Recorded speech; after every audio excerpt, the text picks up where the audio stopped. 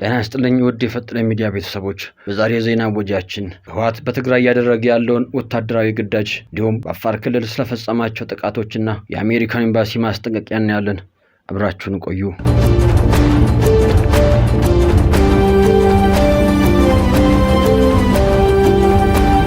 የትግራይ ክልል ምክር ቤት የግዳጅ ወታደራዊ አገልግሎት የያዘውን አወዛጋቢውን አዋጅ ተግባራዊ እንዲሆን ማዘዙ ተገለጸ። ህዝባዊ ወያኔ ሓርነት ትግራይን ወደ ስራ የመለሰው የትግራይ ክልል ምክር ቤት የግዳጅ ወታደራዊ አገልግሎትንና በሞት የሚያስቀጡ ድንጋጌዎችን የያዘውን አዋጅ ተግባራዊ እንዲሆን ትዕዛዝ አስተላልፏል። ከ6 ዓመት በፊት በተደረገውና ፌዴራል መንግስት ህገወጥ ባለው ምርጫ የተቋቋመው የክልሉ ምክር ቤት የትግራይ ህዝብ ህልውናና ደህንነትን ለማረጋገጥ በሚል የወጣውን አዋጅ ያጸደቀው ግንቦት ላይ ነበር። በህወሓት ሊቀመንበር ዶክተር ደብረጽዮን ገብረ ሚካኤል የሚመራው ካቢኔ ስለ አዋጁ ለፍትህና ለጸጥታ አካላት ስልጠና ሲሰጥ ቆይቷል።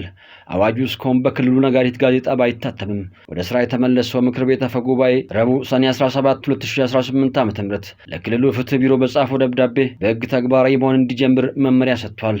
የትግራይ ክልል ከፍተኛ ፍርድ ቤትና የፖሊስ ኮሚሽን ግልባጭም ተጠቅሷል። አፈ ጉባኤዋ በደብዳቤያቸው ባለፈው ጉባኤያችን የጸደቀው 46 ገጽ የያዘ የህዝብ ትግራይ ህልውናና የደህንነት አዋጅ በነጋሪት ጋዜጣ እስኪታተም ድረስ በጊዜያዊነት የሰራችሁበት እንድትቆዩ እናሳስባለን ብለዋል።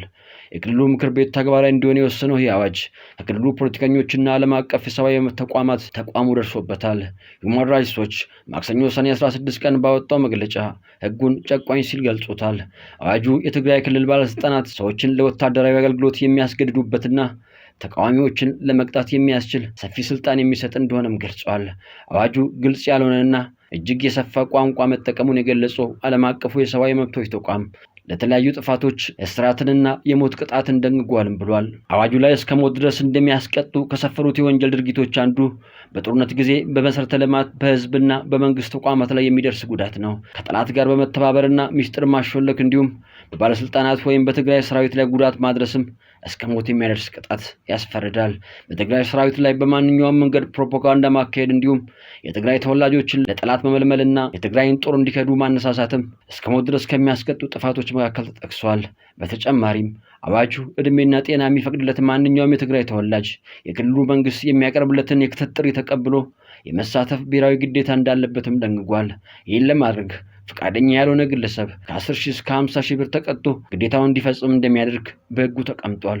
አዋጁ ወደ ኋላ ተመልሶ የትግራይ ጦርነት ከተጀመረበት ከጥቅምት 24 2013 ጀምሮ በተፈጸሙ ድርጊቶች ላይ ጭምር ተግባራዊ እንዲሆን መግለጹ መሰረታዊ የህግ አወጣት መርህን ይጥሳል የሚል ትችትም እንዲያስነሳበት አድርጓል። በህወሓት ሊቀመንበር ዶክተር ደብረጽዮን አማካኝነት የክልሉ ምክትል ፕሬዝዳንት ሆነው የተሾሙት ሳሙኤል አሰፋ ግን ከሰሞኑ ስለ አዋጁ በተሰጠው ስልጠና ላይ ባደረጉት ንግግር ህጉ ገና በሂደት ላይ ያለ የማጠልሸት ዘመቻ ተከፍቶበታል ሲሉ ወቅሷል።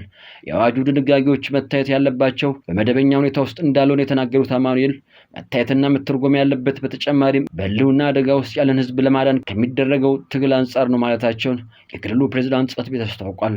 ለ2 ዓመታት በትግራይ ለተካሄደው ጦርነት ምክንያት ከነበሩ ጉዳዮች አንዱ የነበረውና ጦርነቱን ባስቆመው ፕሪቶሪያ ተቀባይነቱን ባጣው ምርጫ ተመስርቶ የነበረውን የክልሉ ምክር ቤት ጊዜያዊ መንግስቱን ተክቶ ስልጣን ከያዘ በኋላ በክልሉ ውጥረት ተፈጥሯል።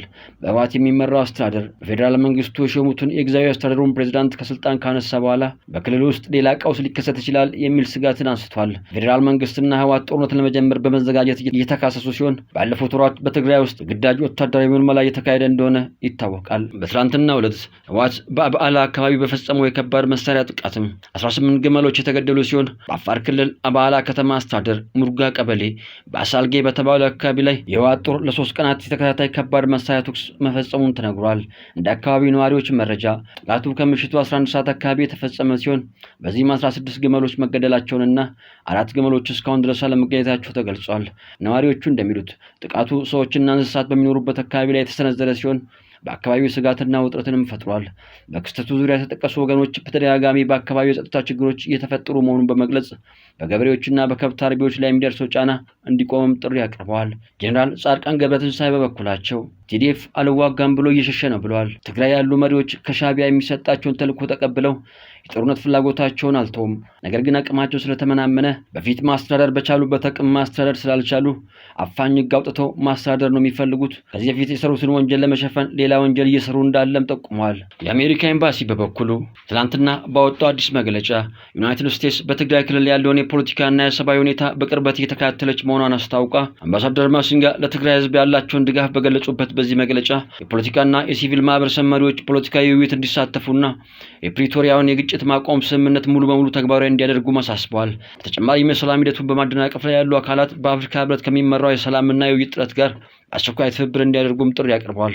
አሜሪካ በትግራይ ክልል ወሳኝና ህይወት አድን የሆኑ ሰብአዊ እርዳታዎች እንዲደርሱ የምታደርገውን ድጋፍ እንደምትቀጥል መግለጫው ጠቁሟል። በክልሉ የረጅም ጊዜ መረጋጋትን ማረጋገጥ፣ ተጠቃሚው ማህበረሰብ ከአስቸኳይ ጊዜ እርዳታ ጥገኝነት ተላቆ ራሱን ወደ መቻል አገር በቀል አቅምን ወደ ማሳደግና የመቋቋም አቅሙን ወደ ማጠናከር እንዲሻገር ወሳኝ ሚና እንደሚኖረው ገልጿል።